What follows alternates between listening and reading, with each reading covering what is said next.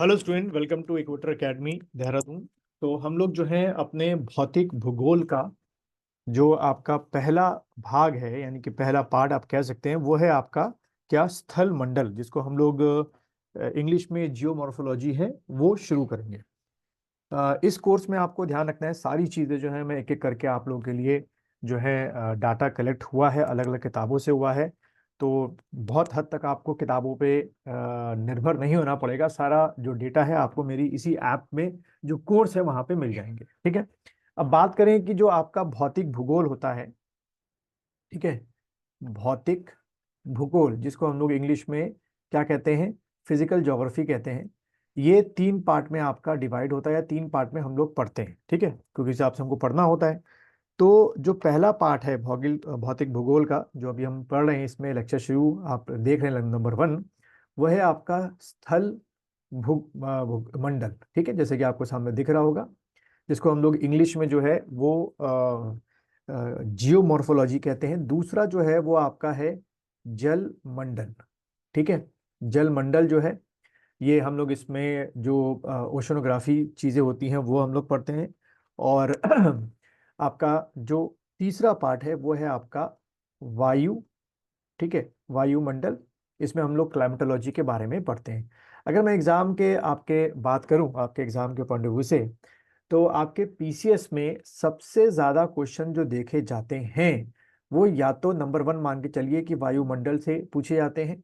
ठीक है, उसके बाद फिर 2 नंबर पे आप दोनों को बराबर ही रखेंगे कि स्थल मंडल से और जल मंडल से लगभग लगभग बराबर क्वेश्चन पूछे जाते हैं आपके पीसीएस में, चाहे आप किसी भी स्टेट पीसीएस को उठा के देख लें, UP PCS, Uttarakhand PCS, Bihar PCS, है ना, कोई भी आप उठा के देख लें।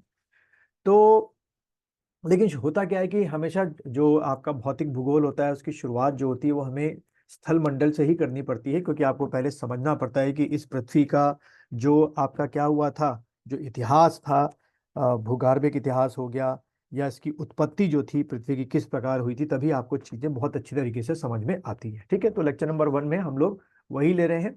आपको हर फोल्डर में जो आपने ये रिकॉर्डेड वीडियो परचेज किया है, कोर्स परचेज किया है, तो आपको हर फोल्डर मिलेगा, हर टॉपिक का फोल्डर मिलेगा। उस फोल्डर के अंदर आपको क्या मिलेंगे, वीडियोस मिलेंगे, प्लस आपको पीडीएफ फाइल्स मिलेंगी, प्लस आपको एमसीक्यू टेस्ट भी मिलेगा।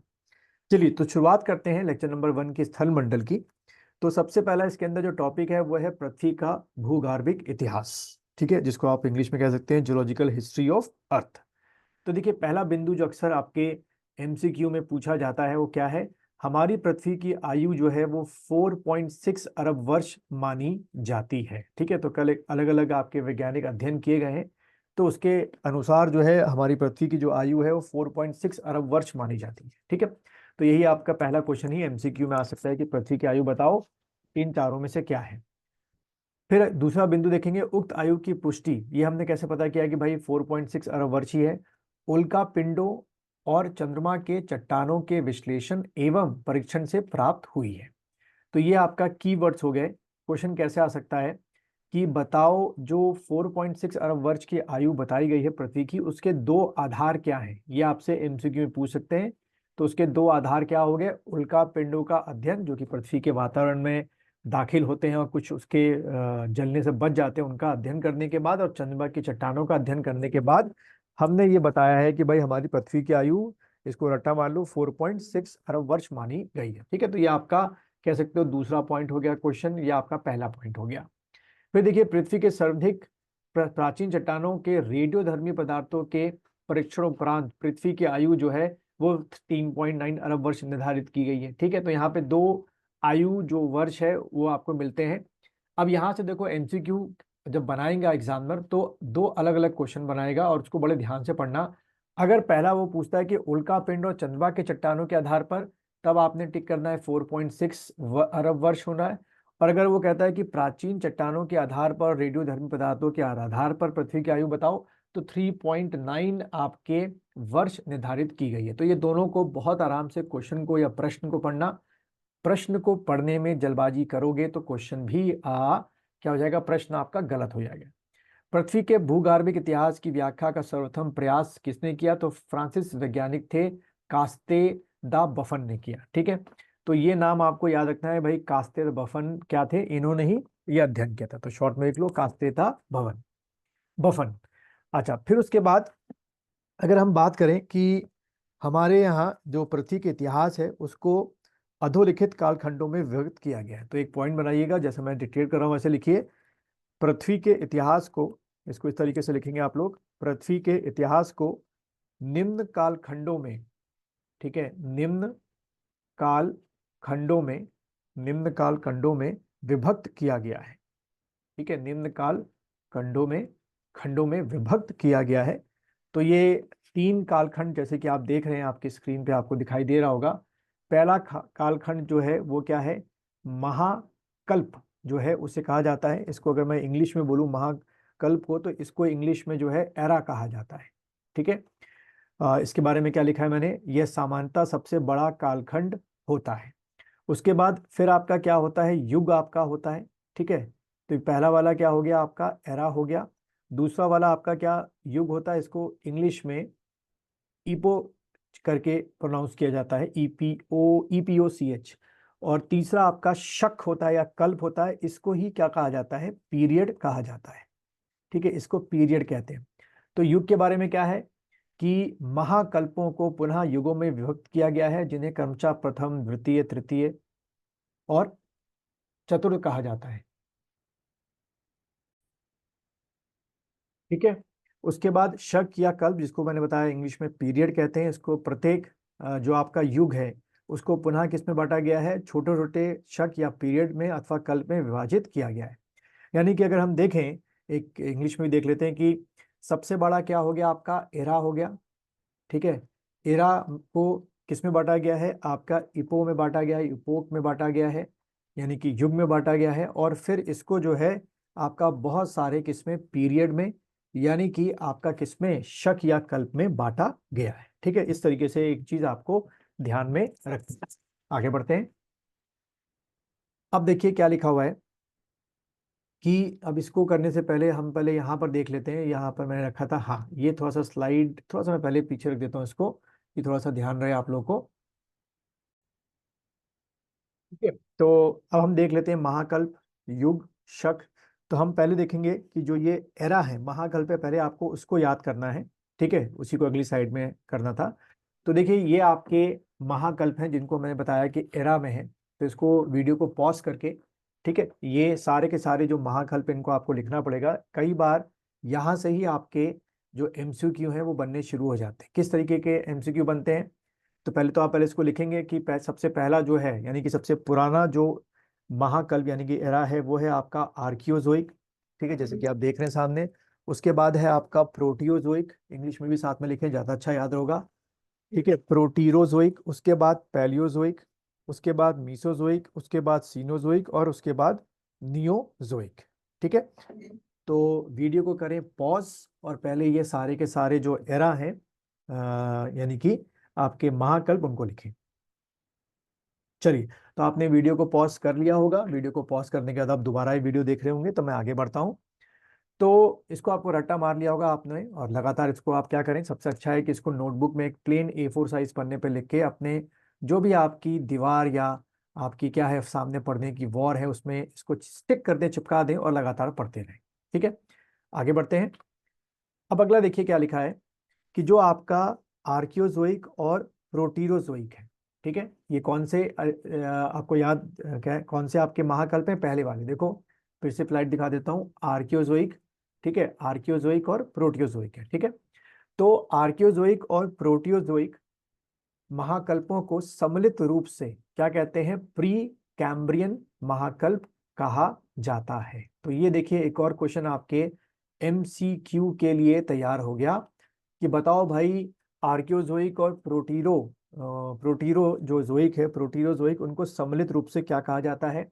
या क्वेश्चन ऐसे क्वेश्चन घुमा के पूछ लेगा कि प्री कैम्बियम महाकल्प जो है वो किन 2 महाकल्पों के संयुक्त रूप को कहा जाता है। तो AP याद रखना, आर्कियोजोइक और प्रोटीरोजोइक। ठीक है, AP AP AP AP जितना शॉर्ट फॉर्म याद करोगे उतना आपको एग्जाम में मदद मिलेगी, क्योंकि वैसे बच्चों डेटा जो है, डाटा जो है बहुत ज्यादा आपका हो जाता है।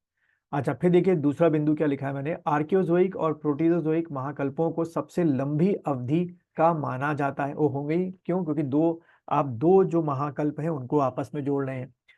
और इसको क्या कहा गया है, फिर इसको इयॉन की संज्ञा दी गई है। तो एक और हमारा एमसीक्यू क्वेश्चन यहाँ से तैयार हो गया। क्या तैयार हुआ कि जो आपका इकॉन है या इयॉन है या इकॉन्स है वो किन दो महाकल्पों से मिलके बना हुआ है? तो भैया आर्कियोजोइक और प्रोटेरोजोइक से मिलके बना हुआ है। फिर देखिए आर्कियोजोइक एरा की चट्टानों में जो यानी कि जो पहला आपका एरा है यानी कि महाकल्प है, जीवाश्म का पूर्णता अभाव है। ये ध्यान रखिएगा, इसमें कोई भी आपको जीवाश्म नहीं मिलेगा, ये आपका एमसीक्यू में भी आ सकता है।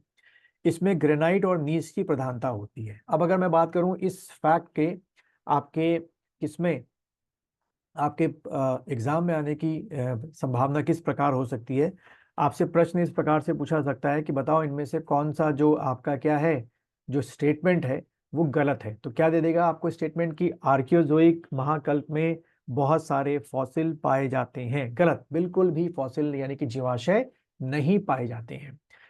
अगला बिंदु देखेंगे, पृथ्वी पर जीवन की उत्पत्ति इसी महाकल्प यानी कि आर्कियोजोइक और प्रोटियोजोइक के में आदि सागर में हुई थी। तो ये भी आपका लिख लीजिए, ये आपका एमसीक्यू क्वेश्चन बन सकता है। क्वेश्चन किस प्रकार से आपसे बच्चों पूछा जाएगा, बताओ वो कौन सा महाकल्प है जिसमें जीवन की उत्पत्ति आदि सागर में पृथ्वी पे हमारी हुई थी? तो आपने एपी टिक्का रट्टा मार लिया, आर्कियोजोइक और प्रोटेरोजोइक महाकल्प में हुई थी।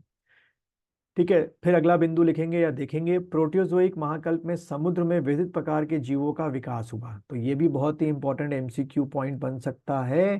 क्या बन सकता है बच्चों कि बताओ किस महाकल्प में पृथ्वी समुद्र में जीवन की उत्पत्ति हुई? तो समुद्र में पृथ्वी की जीवन की उत्पत्ति प्रोटियोजोइक महाकल्प में आपकी हुई, ये आपको बिंदु याद रखना है।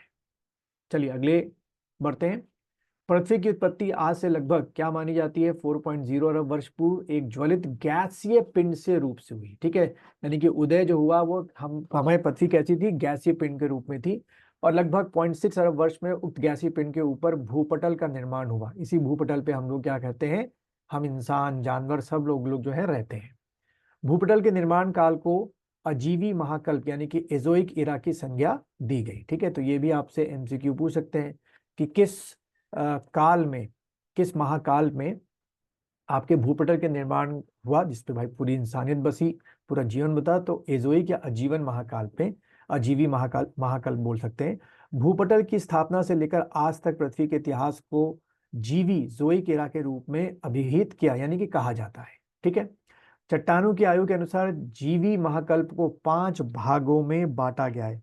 ठीक है, अब जीवी महाकल्प जो है वो 5 भागों में बटा हुआ है, जो कि यहाँ पर ही आपका कहाँ गया था हमारा, मैंने पहले इसको आपको एक बार दिखा दिया था, वही चीज को है, थोड़ा सा स्लाइड को मैंने ऊपर यहाँ रखा नहीं है मैंने। तो इस तरीके से आपको ये जो है वो आपको याद रखने हैं। ठीक है, 5 भाग जो है वो आपको याद रखने हैं, 5 भागों में बांटा गया है। ठीक है, तो ये 5 भाग कौन से हैं? ये वाले जो हमने पढ़े थे, इसी 5 भाग को आपको दोबारा लिखना है, वरना अगर एक बार लिख चुके हैं तो बहुत है। आगे बढ़ते हैं, इसको वीडियो को पॉज कर देता हूँ, एक बार देख लो जो भाई ये जीवी महाकल्प है। ठीक है, अगला देखेंगे, पृथ्वी के अंदर जो ये जीवी महाकल्प है, ये 5 भाग है, इसमें सबसे पहला भाग जो सबसे इंपॉर्टेंट भी कह सकते हो, काफी क्वेश्चन इससे बनते हैं, वो आपका कौन सा पार्ट हो गया? ये वाला पैलियोजोइक। ठीक है, इसी को थोड़ा सा हम लोग डिटेल में पढ़ेंगे, पैलियोजोइक एरा। इसको हम लोग हिंदी में अगर मैं बात करूं इस पैलियोजोइक एरा की, एक मिनट, इस पैलियोजोइक एरा की मैं बात करूं तो हिंदी में जो है इसे शुद्ध हिंदी में पैलियोजोइक एरा को बोलते हैं पूरा जीवी महाकल्प। पूरा जीवी, ठीक है, पूरा जीवी महाकल्प, इसको पूरा जीवी महाकल्प जो है पाठ कहा जाता है। ठीक है, अब अगला बढ़ते हैं। अगला बिंदु जैसे कि आप देख रहे हैं कि ये जो आपका पैलियोजोइक है, ठीक है, इसको पुनः 6 शकों में बांटा गया है। तो अब यहाँ पॉइंट बना के लिखेंगे, जैसे मैं बोल रहा हूं वैसे लिखेंगे। इसमें लिखिएगा पैलियोजोइक महाकल्प को, ठीक है, पैलियो पैलियोजोइक पैलियोजोइक महाकल्प यानी कि एरा को एरा को एरा को 6 भागों में, यानी कि 6 शकों में, ठीक है, 6 शकों में यानी कि पीरियड 6 शकों में बांटा गया है। ये क्वेश्चन आ सकता है, 6 शकों में बांटा गया है, ठीक है। तो 6 शक जो है वो आप सामने आपने देख रहे हैं, उसको लिख लीजिए। 6 शक आपके कौन कौन से हैं?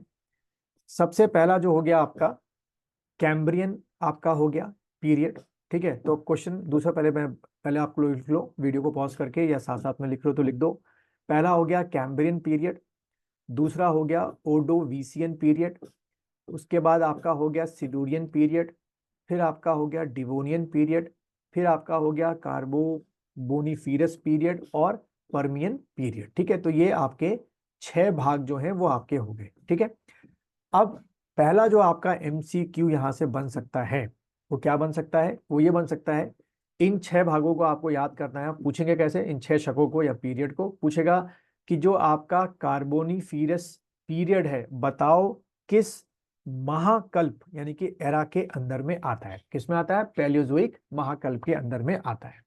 और एरा अभी हमें बताया कितने कितने हैं आपके टोटल, आपके आर्कियो, प्रोटियो, पैलियो जो पढ़ रहे हैं, मीसो, सीनो और नियो, ठीक है। तो इस तरीके से बच्चों आपको ये याद करना है। तो उम्मीद है आपको लेक्चर नंबर 1 समझ में आया होगा। तो अब इसी को कंटिन्यू करते हुए लेक्चर नंबर 2 से हम लोग आगे के शुरू करेंगे। अभी लेक्चर 1 को यहीं तक रखते हैं।